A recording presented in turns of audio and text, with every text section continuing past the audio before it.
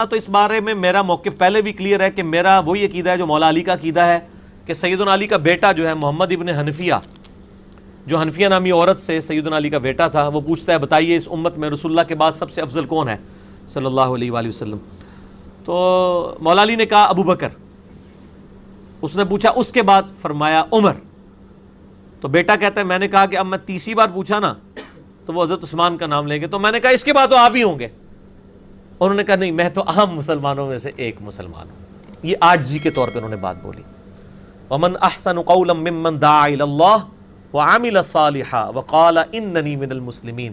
اس سے بڑھ کر کس کی بات اچھی ہو سکتی ہے جو لوگوں کو اللہ کی طرف بلائے، خود بھی نیک اعمال کرے اور پھر بھی کہے کہ میں عام مسلمانوں میں سے ایک مسلمان ہوں۔ یہ سیدنا علی پہ فٹ بیٹھتی ہے، انہوں نے عاجزی کا اظہار کیا۔ تو ہمارا عقیدہ تو مولا علی کے ساتھ ہے۔ مولا علی ابو بکر عمر کو اپنے سے افضل سمجھتے تھے۔ باقی اہل سنت میں کچھ ائمہ ایسے ہیں جو حضرت ابو بکر و عمر پہ حضرت علی کی فضیلت مانتے ہیں۔ امام عبد الرزاق ہیں، امام حاکم ہیں اور ائمہ ہیں، ان کے بارے میں ہم ان کو اہل سنت ہی شمار کرتے ہیں۔ اس کی وجہ سے کوئی کفر اسلام کا مسئلہ نہیں ہو جاتا۔ یہ ایک ظنی مسئلہ ہے، قطعی مسئلہ نہیں ہے، یہ ظنی مسئلہ ہے، یعنی ایک ظن کے ساتھ ہے، اس کے اوپر کوئی جھگڑا نہیں کرنا چاہیے۔ ایک ظنی مسئلہ ہے، اگر کوئی رکھنا چاہتا ہے رکھے۔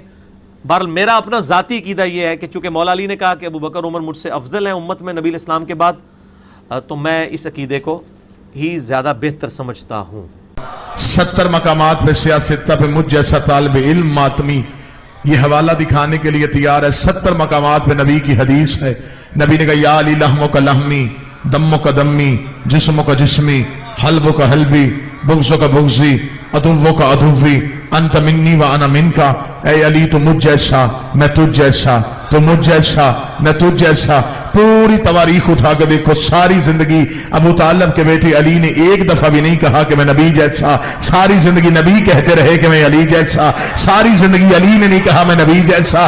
ساری زندگی نبی کے قدموں میں بیٹھ کے کہتے رہے میں تیرا نوکر، میں تیرا غلام، میں تیرا عبد۔ میرا تاریخ مسلمان سے سوال اتنا ہے کہ علی خون ہو کے اپنے آپ کو نوکر کہلواتا رہا، بندے کمی ہو کے برابری نبی کی کیسے کرتے رہے؟ جس کا بنتا تھا اس نے کہلوایا نہیں۔ ساری زندگی نبی کہتے رہے یا علی انت منی وانا منک، تو مجھ سے میں تجھ سے۔ حتیٰ کہ جب رسول ہجرت کی ایک صف میں مہاجرین کو بٹھا دیا، ایک میں انصار کو بٹھا دیا، غیب کے علم جاننے والے نبی نے جن جن کی نیتیں ملتی تھیں، جن جن کی ذہنیتیں ملتی تھی، اس کا ہاتھ پکڑا، جس کے ساتھ ملتی تھی اسے اس کا بھائی بنا دیا۔ مجھے نہیں پتا، میں ممبر پہ نام نہیں لے سکتا، کیونکہ ہم ممبر پہ نام لے لیتے ہیں پھر اعتراض شروع ہو جاتا ہے کہ ممبر پہ نام لیے جاتے ہیں، اور کچھ نام ویسے بھی ممبر پہ نہیں لینے چاہیے کیونکہ ممبر پاک ہوتا ہے اور نام ناپاک ہوتے ہیں۔ کچھ نام میں جان بوجھ کے ممبر سے چھوڑ رہا ہوں، لیکن تاریخ میں چھٹی سے دینیات سے لے کے پی ایچ ڈی کی اسلامیات تک پڑھایا جاتا ہے کہ نبی نے ہاتھ پکڑ کے دوسرے کے ہاتھ میں دے دیا، جس جس کی نیت ملتی تھی اس کا ہاتھ دوسرے کے ہاتھ میں دے دیا۔ ابو ذر کو سلمان کا بھائی بنا دیا، کمبر کو مقداد کا بھائی بنا دیا، رسول ہر ایک کو دوسرے کا بھائی بنا رہے تھے۔ شاہ عبد الحق محدث دہلوی سنی عالم دین اپنی کتاب مدارج النبوہ میں لکھتا ہے کہ مسجد نبوی کے کونے میں بیٹھا ابو طالب کا بیٹا علی رو رہا تھا۔ رسول نے جا کے علی کی دونوں آنکھوں کے درمیان بوسہ دیا، بوسہ دے کر ماذا یبکی کا یا علی ابن ابی طالب، ابو طالب کا بیٹا علی تو کیوں رو رہا ہے؟ سنی عالم دین اپنی کتاب میں لکھتا ہے علی نے سر اٹھا کے کہا یا رسول اللہ تو نے ہر ایک کو دوسرے کا بھائی بنایا، نہ علی کو کسی کا بھائی بنایا نہ کسی کو علی کا بھائی بنایا۔ سنی کتاب میں حوالہ نہ ہو، میں چوک میں گردن کٹواؤں گا۔ نبی نے دیکھے گا یا علی ان میں کوئی تجھ جیسا ہوتا، ان میں کوئی تجھ جیسا ہوتا، ان میں کوئی تجھ جیسا ہوتا، رکھ مولوی کے سر پہ قرآن۔ نبی کہتا ان میں تجھ جیسا کوئی نہیں ہے، اور تو مسجد کے محراب میں کہہ رہا ہے کہ کچھ فرق نہیں تھا ان میں۔ اس کا مطلب تیرا عقیدہ اور ہے، نبی کا عقیدہ اور ہے۔ سارے بولا مل کے بولا حیدری۔ میں بتانا چاہتا ہوں کہ تحریک ختم نبوت پہ اصل حصہ کس کا؟ تحریک ختم نبوت کے لیے قربانیاں کس نے دی؟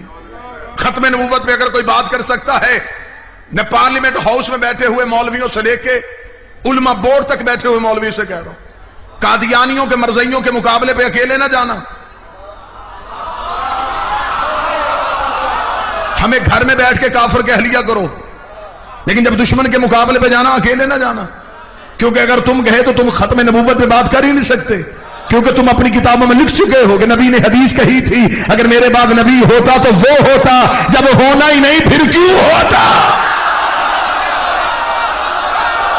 बोले मेरी कौम का नौजवान मेरे साथ बोले। तुमने अपनी किताबों में ये हदीस लिखी कि हदीस है रसूल की कि अगर मेरे बाद नबी होते तो फलां होते। खत्म नबूवत से बात कैसे करोगे? मरज़ई तुम्हारे सामने तुम्हारी किताबें रख देगा, वो कहेगा तुम कैसे बात करते हो, तुम्हारी किताबों में नबी के बाद नबी आने की गुंजाइश है। हम मोहम्मद रसूल अल्लाह के बाद अली वलीउल्लाह पढ़ते हैं ताकि दुनिया को बताएं कि नबूवत आज भी अली वलीउल्लाह की वजह से महफूज है। और मेरी कौम के हाफिज़ इतने कमजोर नहीं है। जब जुल्फ़कार अली भुट्टो के दौर में मेरी कौम के नौजवानों तक ये फिक्र पहुंचाना चाहता हूं, बुजुर्गों के जहनों में ये तस्वीर पहले से मौजूद है।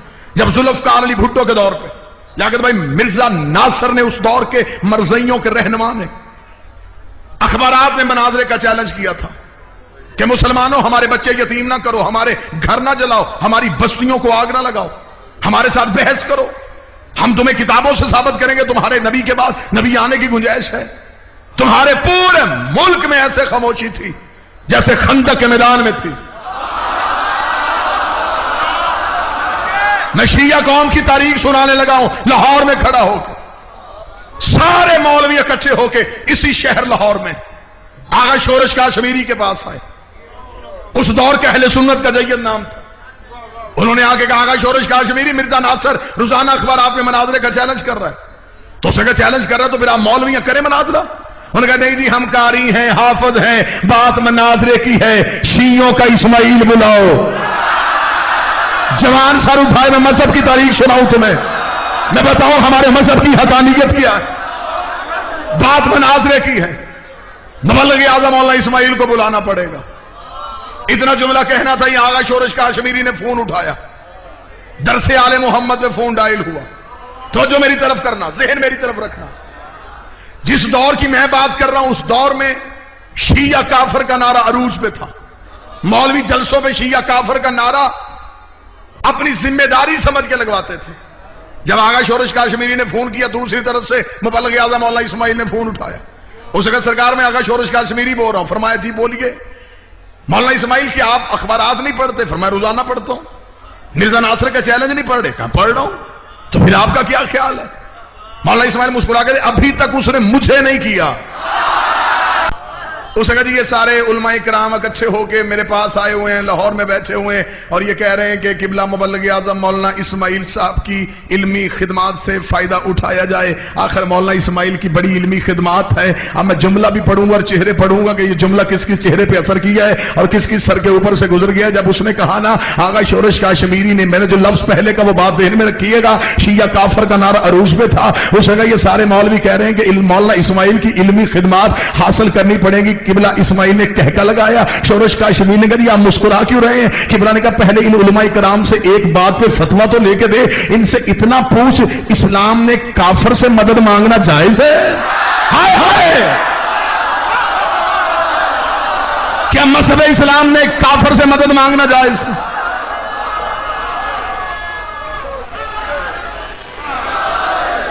आगा शोरश काश्मीरी मुस्कुराए, मुस्कुरा के लगे मौलाना इस्माइल ये है हमारे घर की लड़ाइयां,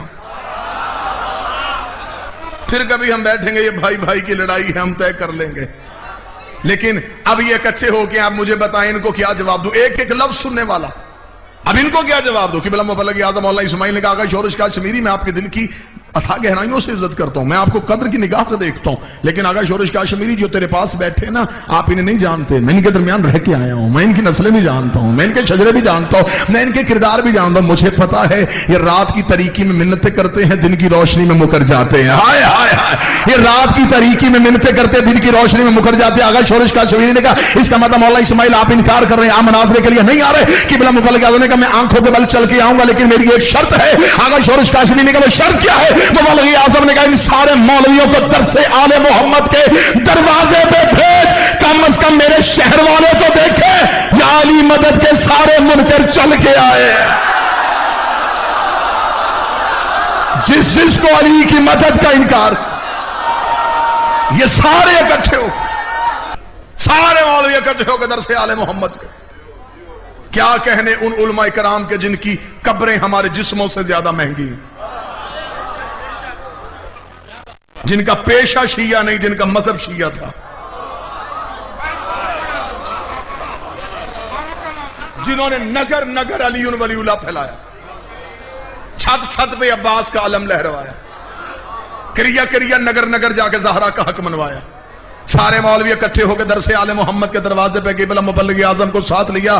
رات کے اس پہر میں اتنا تھکا ہوا مجمع اگر یوں عقیدہ سنے گا تو پھر آپ کی اس عقیدے کی بلندی کو دیکھ کے میں جملہ کہنے لگا ہوں. سارے مولوی اکٹھے ہو کے قبلہ مبلغ اعظم اسماعیل کو ساتھ لے کے چل پڑے. پارلیمنٹ ہاؤس میں مناظرہ تھا, ججز, وکلا, دانشور, منسٹر, یہ سارے کے سارے بیٹھے انتظار کر رہے تھے. سارے کے سارے مولوی سامنے کرسیوں میں بیٹھے ہوئے تھے. میں گھڑے میں منہ دے کے نہیں, کسی دیہات میں بات نہیں کر رہا, لاہور شہر کے مرکز میں لاؤڈ سپیکر پہ اپنی اتنی قوم کو گواہ بنا کے ویڈیو کیمرے کی موجودگی میں اپنے لفظ ریکارڈ کروا رہا ہوں. جہاں تک میں لفظ پہنچانا چاہتا ہوں مجھے یقین ہے یہ لفظ وہاں تک پہنچیں گی. جن کانوں کی سماعتوں تک میں ٹکروانا چاہتا ہوں ان سماعتوں تک ٹکرائیں گے بھی. جب مبلغ اعظم کو ساتھ لے کے گئے اس وقت پارلیمنٹ ہاؤس میں مرزا ناصر آگے ایک ٹیبل پہ بڑی بڑی کتابیں رکھ کے مرزا ناصر بیٹھا مولویوں کے چہرے دیکھ رہا تھا اور ان سے کہہ رہا اٹھتے کیوں نہیں, مناظرہ کیوں نہیں کرتے, بات کیوں نہیں کرتے. سارے مولوی کہہ رہے ہمیں کسی کا انتظار ہے, کوئی آ رہا ہے.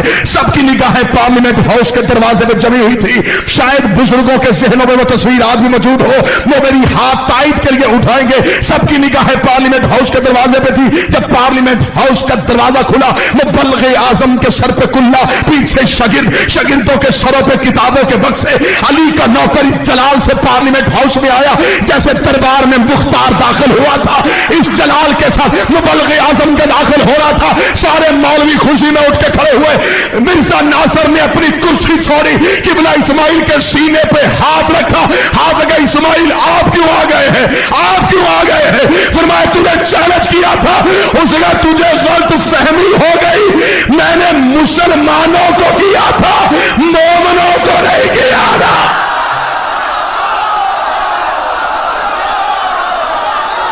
سارے بولو مل کے بولو حیدر حیدر حیدر حیدر حیدر حیدر, نعرہ حیدری. چیلنج مسلمانوں کو تھا,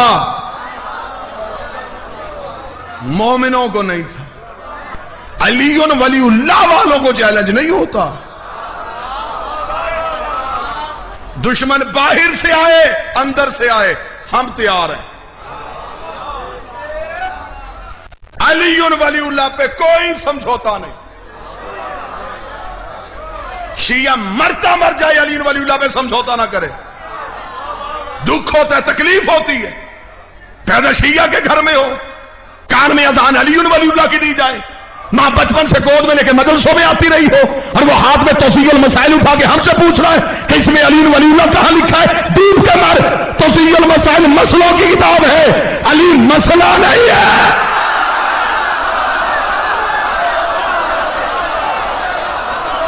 علی حقیقت قاہرہ کا نام. مرتا مر سکتا ہے شیعہ, علی ولی اللہ پہ سمجھوتا نہیں کر سکتا. میری تائید آپ کریں گے تو میں جملہ ادا کروں گا. علی ولی اللہ پہ کوئی سمجھوتا نہیں, عزاداری حسین پہ کوئی سمجھوتا نہیں, ماتم شبیر پہ کوئی سمجھوتا نہیں, حرمت سادات پہ کوئی سمجھوتا نہیں. وہ قومیں برباد ہو جاتی ہیں جو اپنا تشخص چھوڑ دیتی.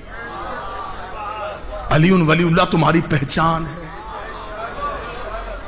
پیچھے نظر دوڑا کے دیکھو کہ ہمارے بزرگوں نے ولایت علی کو بچانے کے لیے قیمتیں کیا کیا دی.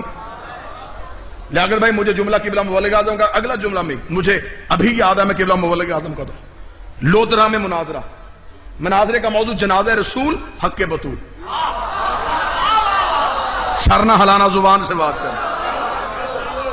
جنازہ رسول حق کے بطول. رسول کا جنازہ کس نے پڑھا, کس نے چھوڑا, بی بی کا حق کس نے نہیں دیا. ان دو موضوعات پہ مناظرہ تھا. قبلہ مبلغ اعظم مولا اسماعیل مناظرہ کر رہے تھے.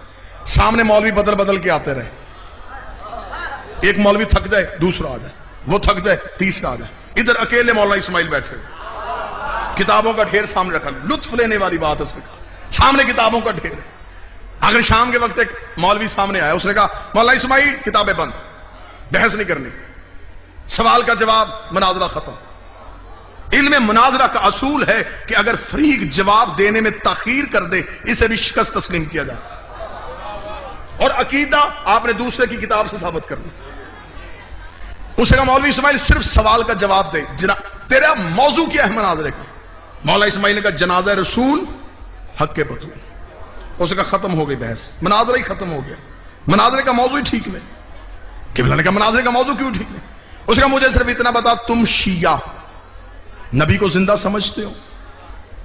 مبلغ اعظم نے کہا بے شک. اسے کہا حاضر سمجھتے ہو؟ بے شک حاضر. ناظر سمجھتے ہو؟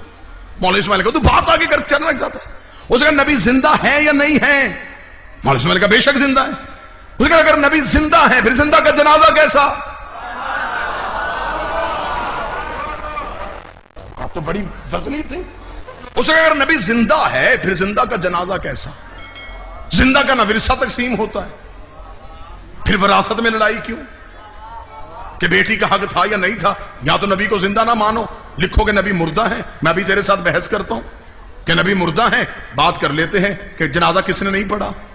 نبی مردہ ہیں, بات کر لیتے ہیں کہ ورثہ کس نے نہیں دیا. لیکن یہ کیا بات ہوئی, دو عقیدے کیوں رکھ رہے ہو؟ نبی زندہ بھی ہے جنازے پہ بحث, نبی زندہ بھی ہے وراثت بھی بحث. خدا کی قسم یہ سوال مولانا اسماعیل پہ ہوا اور جواب ہم تک آیا. مبلغ اعظم مولانا اسماعیل پہ سوال ہوا, پورا حال پورا سامنے سے مجمع خوش ہو گیا, بھائی مولوی بازی لے گیا. اب اس کے بعد مولوی اسماعیل کے پاس گنجائش چھوڑی نہیں, یا اسماعیل مردہ لکھے گا یا مناظرے سے بھاگے گا. اتنا کہنا تھا, مولانا اسماعیل نے کتابیں بند کرنی شروع کر دی. شاگرد سے کہا اٹھا بھی کتابیں, مناظرہ ہی ختم ہو گیا. جب شاگرد کتابیں اٹھانے لگا, مولوی دوسرا جلدی سے اٹھ کے اپنی کرسی سے مائک پہ کہا نا اسماعیل ایسے نہیں جانے دوں گا, اعلان کر کے جا تو مناظرہ ہار کے جا رہا ہے, مجھے بھی پتا چلے میں اسماعیل کو ہرا کے جا رہا ہوں. اتنا کہنا تھا, مبلغ اعظم مائک پہ اور اس نے کہا تو نے تو سارا جھگڑا ہی ختم کر دیا, بات طے کر دی ہے تو نے کہ زندہ کا جنازہ نہیں ہوتا, زندہ کا ورثہ نہیں ہوتا. یہ کہہ کے اسماعیل نے گردن سے پکڑ کے مائک کے سامنے لائے, لا کا ایک اعلان تو بھی کر کے جا, زندہ کے خلیفے بھی کوئی نہیں ہوتا.